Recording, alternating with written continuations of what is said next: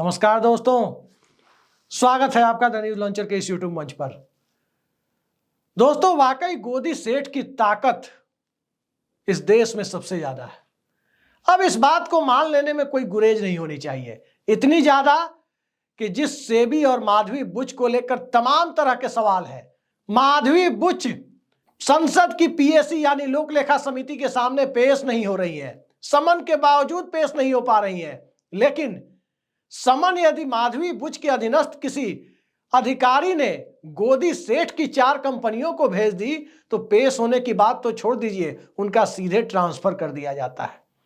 और मामूली अधिकारी नहीं, चीफ मैनेजर लेवल की अधिकारी, चीफ जनरल मैनेजर लेवल की अधिकारी यदि गोदी सेठ की 4 कंपनियों को नोटिस भेजती हैं तो क्या उसके बाद जो ट्रांसफर किया गया वो ट्रांसफर अनायास था, लंबे समय से पेंडिंग था, या टाइमिंग की वजह से सवाल उठ रहे हैं। कई सवाल एक साथ इसमें जुड़े हुए हैं। एक तो सेबी की कार्यप्रणाली का आप सभी जानते हैं कि किस तरह से इनसाइडर ट्रेडिंग को लेकर एक अलग तरह की आशंकाएं चल रही है। दूसरा, मैनिपुलेशन का आरोप अलग से चल रहा है कि किसी खास कॉरपोरेट के पक्ष में security and exchange board of India यानी सेबी, हिंदी में जिसे भारतीय प्रतिभूति विनिमय बोर्ड कहते हैं, उसने अपनी तमाम शुचिता को कथित तौर पर ताक पर रख दिया है। सब कुछ चर्चा में है, हिंडनबर्ग के आरोपों के बाद चर्चा में है। लेकिन इसी बीच चीफ जनरल मैनेजर रैंक की अधिकारी अनीता अनूप का ट्रांसफर कर दिया गया है। सेबी में सीजीएम रैंक की अधिकारी अनीता अनूप, यह खबर आ रही है कि उनका ट्रांसफर इस वजह से किया गया कि जिन 32 कंपनियों को उन्होंने नोटिस दिया सेबी की धारा 11 और 11B के तहत, जिसमें तमाम तरह की अनियमितताओं और बाकी चीजों के बारे में क्लैरिफिकेशन मांगा जाता है कि क्या यह अनियमितता हुई या नहीं हुई। इस क्लैरिफिकेशन को मांगने के लिए जो सो कॉज नोटिस यानी कारण बताओ नोटिस अनीता अनूप ने जारी किया, उसके बाद अनीता अनूप उस सेक्शन से ट्रांसफर उनका कर दिया गया। यही हिंदुस्तान है। सभी जानते हैं कि सेबी को 1988 में गठित किया गया। 1992 में उन्हें सेबी को वैधानिक दर्जा दिया गया, स्टैट्यूटरी पावर पार्लियामेंट ने दिया। और ये तब दिया गया जब हर्षद मेहता कांड हुआ था, प्रतिभूति घोटाला, नरसिम्हा राव सरकार हिल गई थी। और तब सेबी की भूमिका देखते ही बनती थी कि हर्षद मेहता का साम्राज्य भरभरा कर गिर पड़ा। 2001 अटल बिहारी वाजपेयी का दौर और केतन पारेख कांड, सबको याद होगा कि क्या हुआ था केतन पारेख कांड में। उसके बाद सेबी की भूमिका सबने देखी कि सेबी ने अपनी भूमिका को अर्धन्यायिक संस्था जैसे अधिकार जो उसे मिले हुए हैं किस तरह से उसने निभाया। लेकिन आज जब हिंडनबर्ग का खुलासा पिछले 1.5-2 सालों से पूरे देश को हिलाए हुए है, इस देश में सत्ता और कॉरपोरेट के नेक्सस को उजागर कर रहा है, अमेरिका में सत्ता के एक बेहद करीबी पूंजीपति के ऊपर अभियोग चल रहा है, गिरफ्तारी वारंट की बातें सामने आ रही है, इन सब के बीच सदन में यदि मुद्दा उठेगा तो nothing is going on record, ये आसन की तरफ से कहा जाएगा।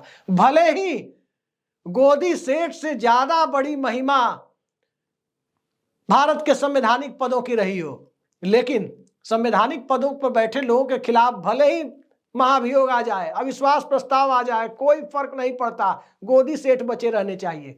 गोदी सेठ पर सवाल नहीं उठना चाहिए। सवाल राहुल गांधी उठाएंगे तो किसी न किसी बहाने राहुल गांधी को घेरने की कोशिश होगी।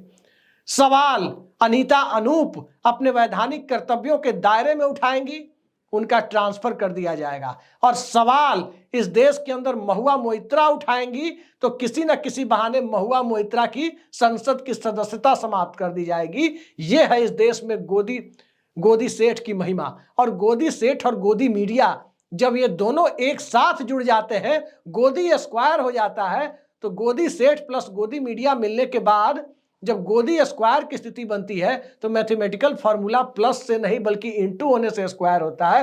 वो तमाम फार्मूले यहां फेल कर जाते हैं। अब तो सेठ का मीडिया है या मीडिया का सेठ है, दोनों ही बातें एक है।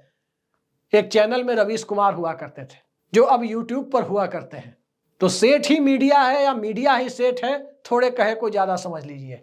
लेकिन उन सब से ऊपर जाकर के यदि यह देखा जाए कि सेबी को जिस दायित्व के लिए नियुक्त किया गया, यदि वो दायित्व वो पूरा नहीं कर पा रही है, दायित्व पूरा करने की कोशिश में जो अधिकारी आती है उनका ट्रांसफर कर दिया जाता है, तो किस रूप में इसे देखा जाएगा?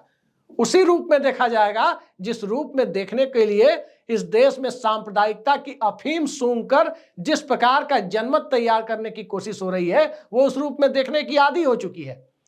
लेकिन क्या यही हिंदुस्तान है? क्या यही इस देश में संवैधानिक और वैधानिक संस्थाओं की सूचिता है, जहां सीएजी अपनी जांच को लेकर पहले की तरह एक्टिव नजर नहीं आएगी, पहले की तरह उसकी रिपोर्ट हंगामा नहीं मचाएगी, जहां न्यायपालिका के ऊपर जब सवाल उठने लगे तो विद्वान न्यायाधीश डीवाई चंद्रचूड़ ने अपने कार्यकाल में ही कहा, उन्हें कहना पड़ गया कि न्यायिक आदेशों की और न्यायपालिका की भी, जजों की भी आलोचना होनी चाहिए। यह बिल्कुल लोकतांत्रिक है।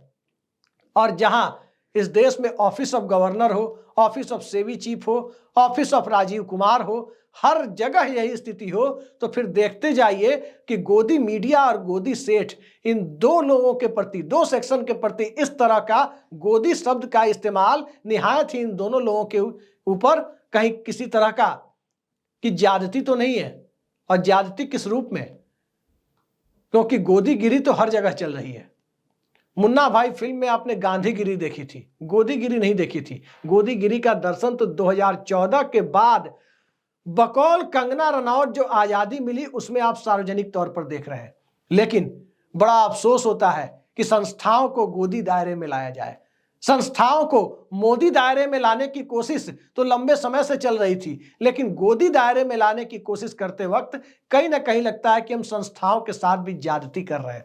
आखिर वो लोग, वहां बैठे हुए लोग नौकरी ही तो कर रहे हैं, और हिंदुस्तान नौकरी करने वाले लोगों का देश है भी, जहां पर पटना के चक मुसल्लापुर हाट से लेकर दिल्ली के मुखर्जी नगर तक, इलाहाबाद तक, हर जगह नौकरी करने के लिए लोग लाइन में लगे हुए हैं। नौकरी करने के लिए ही पटरियां उखाड़ते हैं, नौकरी करने के लिए ही अग्निवीर बनने तक के लिए लोग दिन रात दौड़ते हैं, पसीना बहाते हैं। उस दौर में अनीता अनूप ने यदि अपनी नौकरी को, अपने विभाग को दांव पर लगाकर संस्थान के और संवैधानिक शुचिता की प्रतिष्ठा बढ़ाने की जो कोशिश की, ये कोशिश क्या उन्हें नहीं करनी चाहिए थी? दरअसल अनीता अनूप को भी पता होगा कि उनका ट्रांसफर किया जा सकता है, इसका अंजाम क्या होगा, लेकिन उन्होंने किया।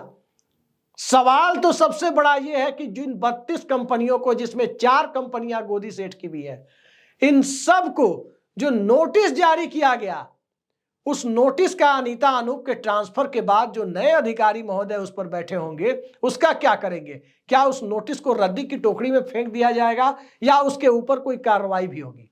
क्या उसके ऊपर सवाल जवाब का सिलसिला भी होगा? वेणुगोपाल की कमेटी को, पीएससी को आकर माधवी बुच जवाब नहीं दे रही हैं, लेकिन माधवी बुच के अधीन जो अधिकारी जवाब मांग रही हैं, उन्हें जवाब देने के पहले खुद ही उन्हें जवाबदेही से मुक्त कर दिया जा रहा है। तो जवाब और जवाबदेही, इन दोनों के बीच जो संस्थाएं फंसी हुई है, अब तो जॉर्ज सोरोस की भी बात आने लगी।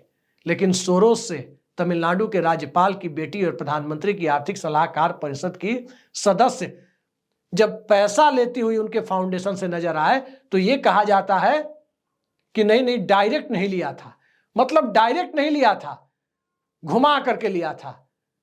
ए ने बी को दिया, बी ने सी को दिया। ए ने डायरेक्ट सी को नहीं दिया, ए ने बी को दिया, बी ने सी को दिया। ये ट्रायंगल और पाइथागोरस का थ्योरम समझाया जा रहा है कि डायरेक्ट नहीं लिया था।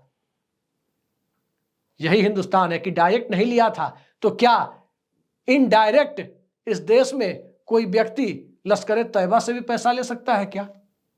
इस तरह की बातें क्यों कही जा रही है?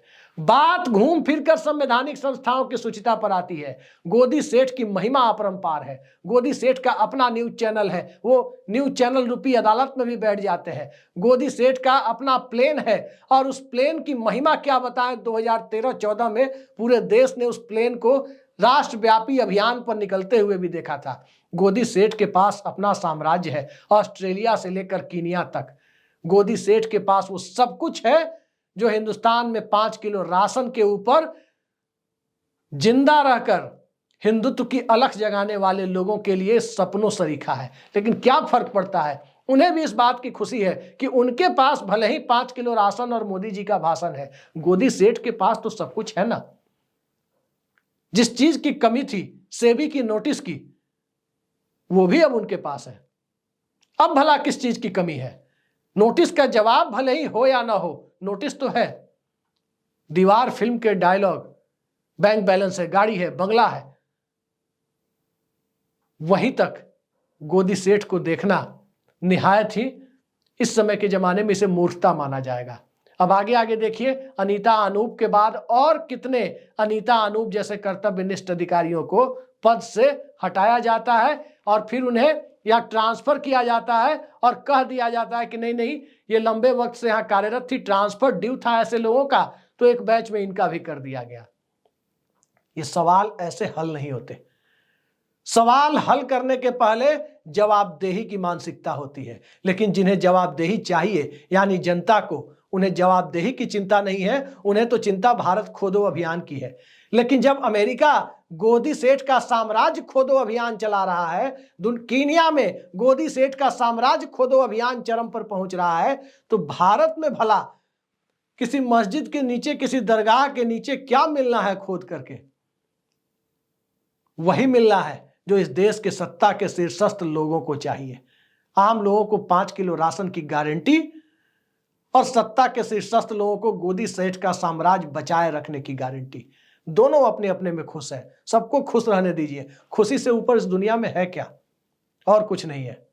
आज के लिए इतना ही। आप भी खुश रहिए, गोदी मीडिया भी खुश रहे, पैरेलल मीडिया भी खुश रहे, हिंदुस्तान भी खुश रहे 5 किलो राशन में, और गोदी सेठ को तो खैर खुश रहने का दैवीय लाइसेंस मिला ही हुआ है। नमस्कार।